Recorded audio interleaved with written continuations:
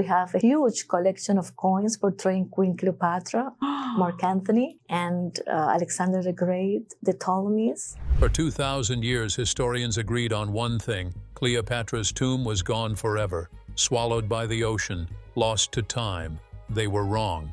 Deep beneath the Egyptian desert, archaeologists just broke into a hidden chamber. Inside, they found an impossible detail carved in stone that contradicts every Roman record ever written. And it suggests the queen didn't just hide her body, she hid a secret that rewrites history. What did these archaeologists find, and how does it affect the history we all know? The tunnel that changed everything. The tunnel stretched for nearly a mile underground, 4,200 feet of perfectly carved stone disappearing into darkness. 6 feet high, level as glass, cut through solid limestone bedrock with precision that shouldn't be possible. This wasn't some crude escape route dug in panic. This was engineering that rivaled the greatest achievements of the ancient world.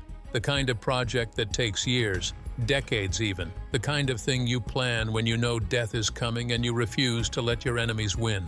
Every angle was exact. Every measurement was perfect. The walls were smooth to the touch. No chisel marks, no mistakes. Just impossibly clean stone that stretched endlessly into the black. The team moved deeper. Their flashlights cut through air that hadn't been disturbed in 2,000 years. Dust particles hung suspended like they were frozen in time. The silence was heavy, oppressive, the kind of quiet that makes you whisper without meaning to. Then something changed. The air got heavier, damp. The temperature dropped several degrees. Their breath started fogging. Parts of the tunnel ahead were actually underwater. The Mediterranean had crept in over the centuries. Ancient Alexandria had sunk during massive earthquakes. Entire districts swallowed by the sea. The royal palace, the lighthouse, the harbor, all gone beneath the waves. But somehow this tunnel survived, protected by 40 feet of desert above it, hidden where the ocean couldn't reach. Dr. Kathleen Martinez felt her heart racing. You don't build something like this for a peasant. You don't hide it this deep unless you're protecting something worth dying for, something precious beyond measure. The deeper they went, the more they found. 2 alabaster heads lay half buried in the sediment on the tunnel floor, one carved to look like a king, strong features, regal bearing. The other showed someone of high rank, someone important, someone who mattered. Then came the coins, dozens of them, bronze pieces stamped with a woman's face, a queen's face, high cheekbones, sharp nose, the unmistakable profile that appeared on currency across the ancient world, Cleopatra. This wasn't a hunch anymore. The evidence was literally scattered at their feet, but the real proof was waiting in a small chamber that branched off from the main tunnel. They found bodies there, mummies wrapped in linen that had turned dark brown with age. But these weren't normal burials. These corpses had something bizarre in their mouths, thin sheets of hammered gold placed where their tongues used to be. Gold foil, shaped like actual tongues, placed there with ritual precision. This was an ancient practice. The gold tongue allowed the dead to speak to Osiris, god of the underworld. Only the elite received this treatment, only people of status, people who served royalty. These weren't random bodies dumped in a tunnel. They were guardians, protectors placed here deliberately. They were watching over the path, standing eternal guard over whatever waited at the end. The team pushed forward through the darkness. The ground-penetrating radar had shown something massive ahead, a void, a hollow space behind what looked like a deliberately constructed barrier. The readings coming from that space were impossible. Temperature spikes that made no sense, unusual density, chemical signatures that suggested active reactions happening behind the wall. Something in there was generating heat after 2,000 years of silence. When they finally reached the barrier, everyone stopped. The air felt different here, electric, wrong somehow, like the moment before a thunderstorm breaks. On the other side of that ancient wall was something that had been sealed since the Roman Empire was young, something hidden with mercury and curses and engineering genius, something that was never meant to be found. They broke the seal. The smell that hit them wasn't death. It was something far stranger. The black box. The smell was metallic, sharp. It cut through the stale air like a blade. This wasn't the rot of ancient bodies. This was something chemical, something deliberate. In the center of the chamber sat a massive black granite sarcophagus. One solid block of stone, polished so smooth it looked wet in the flashlight beams. The craftsmanship was flawless. Whoever built this had money, had power, had time, but something was wrong. The sarcophagus wasn't sealed with normal mortar.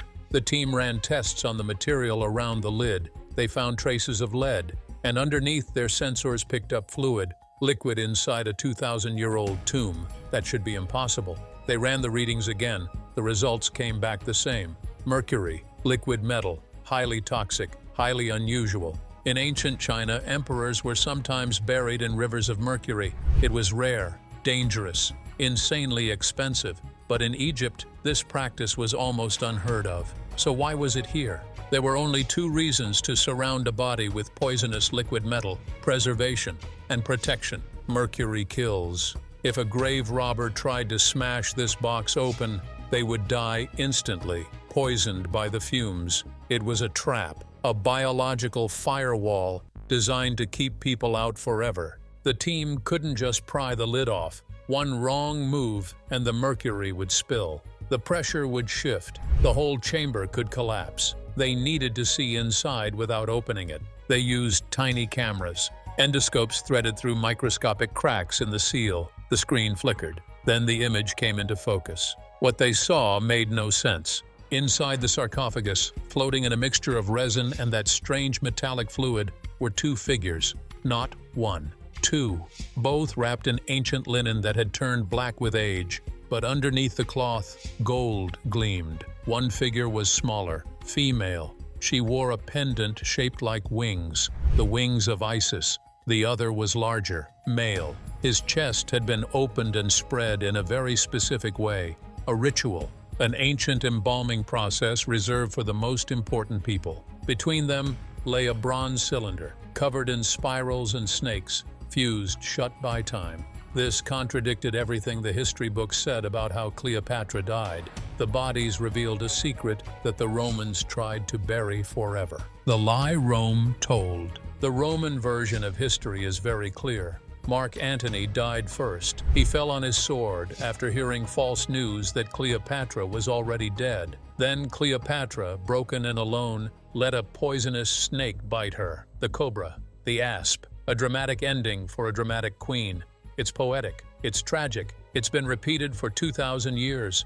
It's also wrong. The forensic evidence from the sarcophagus tells a completely different story. The two bodies weren't buried separately. They weren't prepared days apart. The positioning of the remains, the way the wrappings were layered, the preservation technique used on both figures, everything points to one impossible conclusion.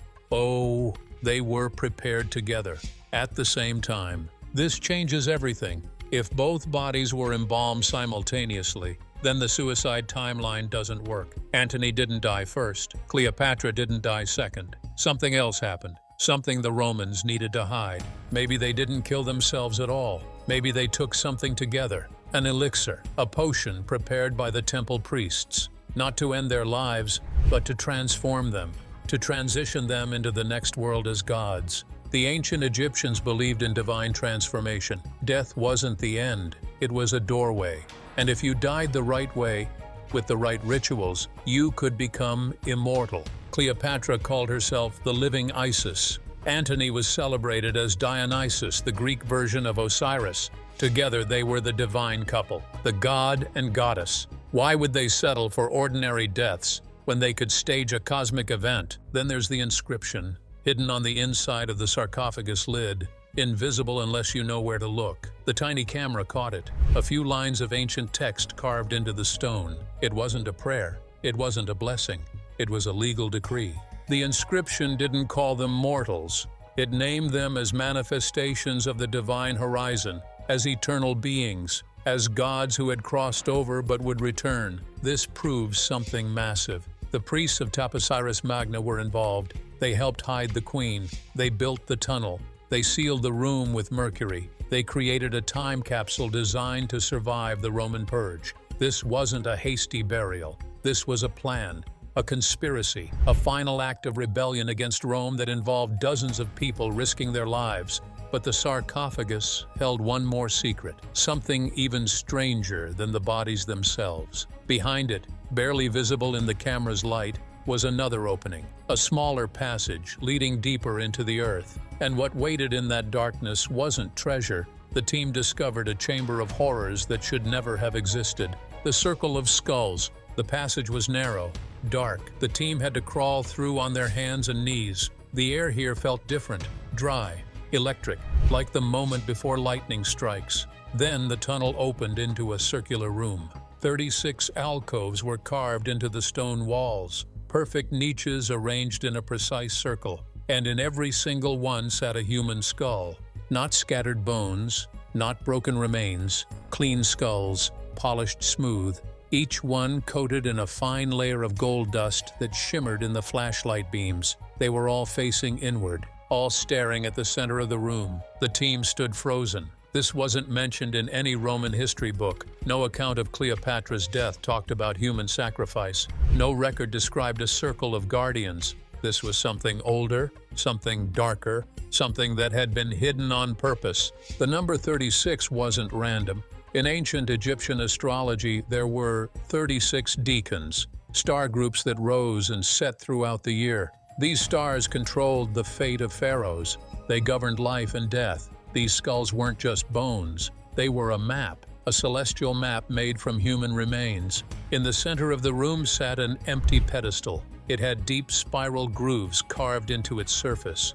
Something was meant to rest there. Maybe the bronze cylinder from the sarcophagus. Maybe something else entirely. Dr. Martinez whispered something, and the sound did something impossible. It amplified. It bounced off the curved walls and hit the center pedestal with force. The whole room was designed as a sound chamber. Ancient priests used sound for rituals. Certain frequencies could induce trance states, could make people see visions, could charge ceremonies with power. The vibration the team felt earlier, that strange rhythmic pulse. It might be the geology of the tunnel amplifying natural earth frequencies through this circular room. The whole tomb was built like a massive instrument, broadcasting something, a prayer, a warning, a message meant to echo forever. But the most disturbing detail was still to come. Tests on the skulls revealed traces of blue lotus resin, a mild narcotic, a psychedelic used in ancient Egypt to commune with the gods. These 36 people went to their deaths willingly, in a trance, believing they were protecting the living Isis. They died as guardians, and they're still watching. The world knows where the tomb is. So why hasn't anyone opened it? The door. No one can open. The irony is almost painful. We know exactly where the tomb is. We've seen inside with cameras. We've stared at the discovery of the century through fiber optic lenses. But actually opening it? That's a nightmare nobody wants to touch. First, there's the physical danger. This isn't about moving heavy rocks. It's about preservation. If those bodies get exposed to fresh air after 2,000 years, they could turn to dust in seconds. It's happened before. Archaeologists open a tomb, oxygen rushes in, and ancient mummies disintegrate before anyone can take a photo. But this tomb is different. The mercury makes everything a million times worse. You can't just drain tons of toxic liquid metal. It's hazardous waste mixed with priceless sacred relics. One wrong move, one cracked seal, and the mercury spills everywhere. If the level drops too fast, the pressure changes. The sarcophagus could implode. The ceiling could collapse. It's like trying to defuse a bomb made of history. Then there's the politics.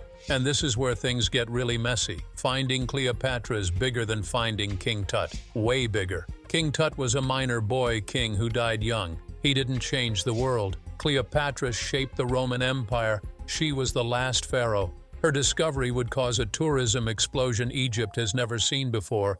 Billions of dollars are at stake, but it would also start a war. Not with weapons, with words. Everyone wants to claim her. Was she Greek, Egyptian, African? For centuries, people have argued about her race and heritage. The DNA inside those mummies would settle the debate once and for all. But does the world actually want that answer? Some groups want to claim her as a symbol of European power. Others see her as a symbol of African resilience. If the DNA proves one side wrong, there will be anger, backlash, political chaos. Some experts believe the Egyptian government is terrified of what that DNA might reveal, so they stall. The archaeologists wait, the lawyers argue, and the queen sleeps. There's also the question of what else is down there. That bronze cylinder between the bodies. What's inside? Religious texts or something more? Some treasure hunters believe Cleopatra hid scrolls from the Library of Alexandria, the most important knowledge in the ancient world. Maps, medical cures, blueprints for lost technology. If that cylinder contains what they think it does, opening it wouldn't just change history, it would rewrite science. But until someone solves the mercury problem, until the politics calm down, until the world is ready for the truth, the tomb stays sealed. The wildest theories suggest Cleopatra wasn't trying to rest. She was waiting. The queen who refused to die. What if the tomb wasn't built for death? What if it was built for something else entirely? Look at the evidence again. The mercury, the sealed chamber, the acoustic room, the celestial alignment. None of this fits a normal burial. This is too complex, too deliberate, too advanced. The mercury is the biggest clue. Ancient alchemists didn't see mercury as just a metal. They called it the prima materia, the first matter, the liquid of life. In their minds, mercury was the key to transformation, to immortality.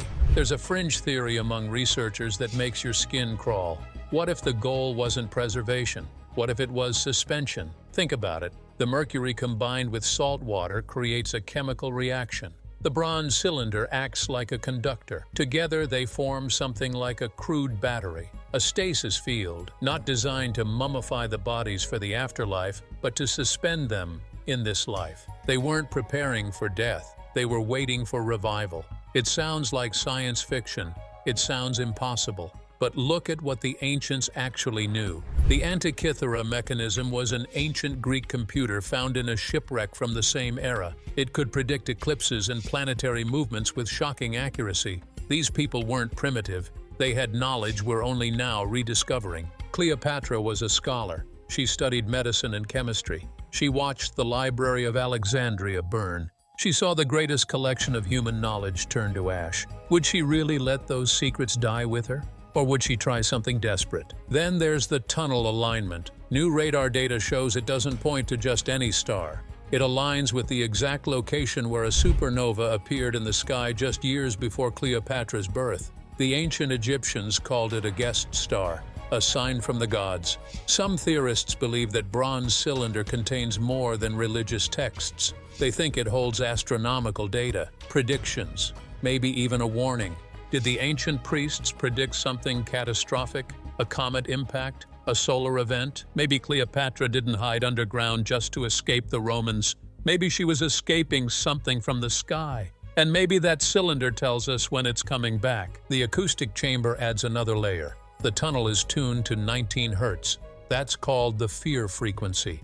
A sound wave humans can't quite hear but definitely feel. It causes dread, panic, hallucinations. The feeling of being watched. Why build a fear machine unless you wanted to keep people away? Unless you needed the bodies undisturbed until a specific time? Right now, workers are reinforcing the tunnel, pumping concrete to prevent collapse, dealing with water leakage, preparing for the day they can fully unseal the chamber. But the question remains, what happens when they finally open it? Will they find ancient corpses? Or will they find something that challenges everything we think we know about death? Cleopatra's final move proves she was always 10 steps ahead and the queen who won. Cleopatra spent her entire life outsmarting powerful men. She seduced Julius Caesar when she was barely 20 years old. She convinced Mark Antony to risk everything for her. She spoke languages nobody else in her family bothered to learn. She turned herself into a living goddess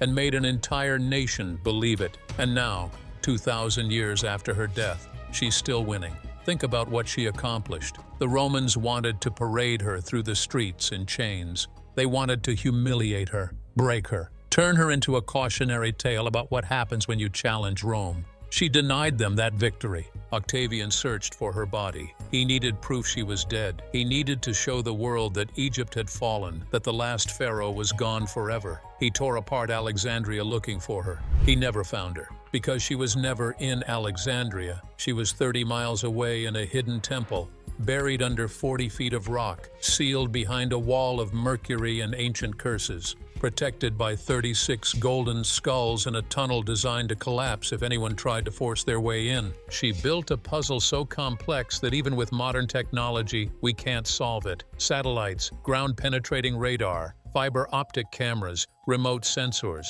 We've thrown everything at this tomb and we're still paralyzed. She's forcing us to wait on her terms, to respect her boundaries, to approach with caution instead of conquest. Even in death, she's still the queen, and we're just guests at her gate. The brilliance of her plan becomes clearer every day. She knew the Romans would destroy any obvious tomb, so she made hers invisible. She knew grave robbers would come eventually, so she filled the chamber with poison.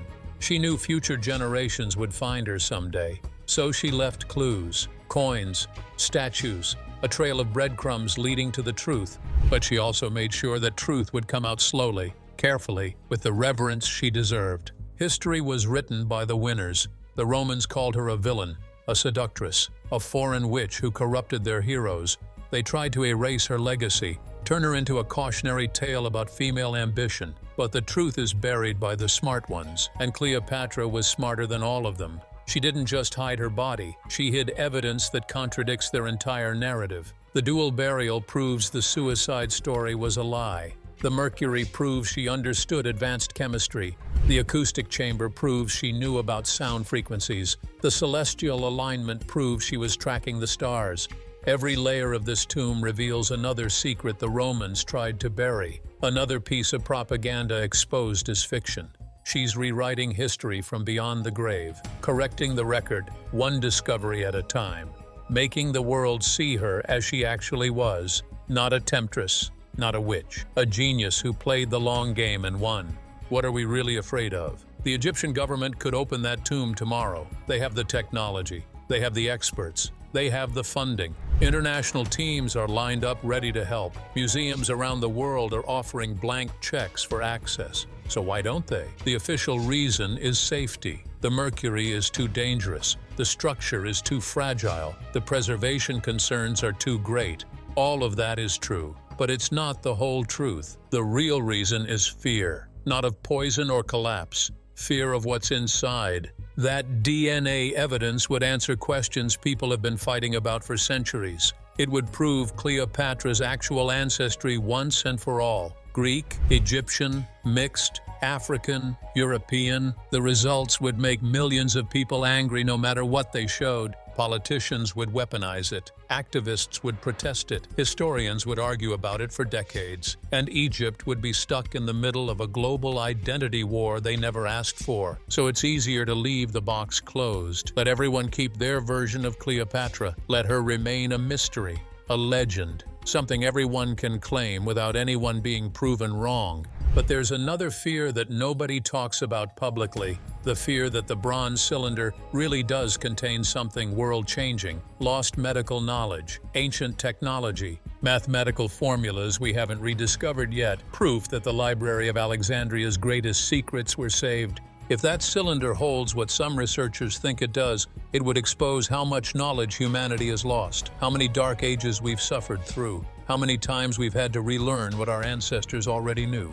Then there's the supernatural angle. People don't like to admit this, but it factors into the delays, the curse, the warnings, the 36 skulls staring at anyone who enters, the fear frequency built into the walls, the strange vibrations people report feeling in the tunnel. Scientists dismiss it as superstition, but workers have refused to go down there. Local crews have quit. There are stories of people hearing voices in the tunnel, seeing shadows that shouldn't exist, feeling watched by something they can't see. Is it mass hysteria? Probably. Is it the 19 hertz frequency messing with people's brains? Almost certainly. But it's enough to slow things down, to make people hesitate, to add another layer of complication to an already impossible situation. And maybe that's exactly what Cleopatra wanted. She was a master of theater, of spectacle, of controlling the narrative. Even her tomb performs. Even her death scene has an audience she's manipulating. The longer the tomb stays sealed, the more legendary she becomes, the more people talk about her, wonder about her, build her up into something larger than life. She's not just winning, she's orchestrating her own comeback from beyond the grave. But here's the thing that keeps researchers up at night. That bronze cylinder isn't just sitting there. The sensors show micro-movement. Temperature fluctuations, chemical activity. Something inside is still happening, still reacting, still active after 2,000 years. What if it's not designed to be opened from the outside? What if it's on a timer? What if Cleopatra set something in motion that we're only now beginning to understand? What if she's not waiting for us to open her tomb? What if she's waiting for something else entirely? The decision that will change everything is closer than anyone thinks. The final countdown. Time is running out, not because of politics or fear, because the tomb itself is dying. The water table is rising. Every year, more of the tunnel floods. The Mediterranean is slowly reclaiming what earthquakes pulled down centuries ago. The limestone is softening. Cracks are spreading through the walls like veins. The structural integrity that held for 2,000 years is finally failing. Engineers estimate they have maybe 10 years, 15 at most. After that, the chamber will be completely underwater. The sarcophagus will be unreachable. Everything inside will be lost forever to the same ocean everyone thought claimed Cleopatra in the first place. The irony is cruel. They found her tomb just in time to watch it sink. In early 2024, a private scanning company used new muon tomography technology on the site. Muons are cosmic particles that can see through solid rock better than any radar. They mapped the entire underground structure in detail never before possible. What they found made the Egyptian government go silent for 3 months. There are more chambers, at least 4 additional sealed rooms branching off from the main tunnel, all of them showing the same mercury signatures, the same temperature anomalies, the same evidence of intentional preservation. This wasn't just a tomb for 2 people. This was a complex, a vault, a time capsule designed to protect dozens of bodies or artifacts or both. One of the chambers appears to contain stacked rectangular shapes, hundreds of them, the exact size and density of ancient scrolls stored in cases. If even a fraction of those are texts from the Library of Alexandria, we're looking at the archaeological find of all time. Not just artifacts, knowledge, lost science, lost literature, lost history. The pressure to open the tomb just multiplied by 1,000. International organizations are getting involved. UNESCO wants access. The United Nations is calling it a heritage site of global importance. Private billionaires are offering to fund the entire excavation if they can have first look at whatever's inside. Egypt can't ignore this anymore. The world is watching, the clock is ticking, and the tomb is flooding. Plans are being drawn up, not for if they'll open it, but for how. Teams are being assembled.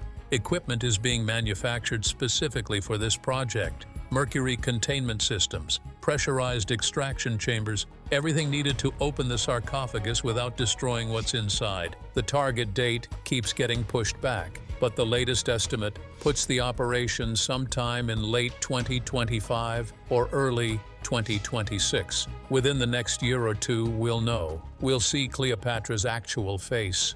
We'll read her DNA. We'll open that bronze cylinder and find out what she thought was important enough to seal away for eternity. We'll discover if the mercury suspension theory has any truth to it, if those bodies are preserved well enough to study, if the ancient Egyptians really did know secrets we've forgotten, and we'll find out what's in those other chambers, what else Cleopatra hid, what other truths the Romans tried to erase. The queen has been patient for 2,000 years, but her silence is about to end. Whether the world is ready or not, the truth is coming. The only question left is simple. When we finally open that black granite box and see what's really inside, will it confirm everything we believe about ancient Egypt, or will it destroy it? The end is just the beginning. If you enjoyed this video, like and subscribe, and also click the next video shown on your screen.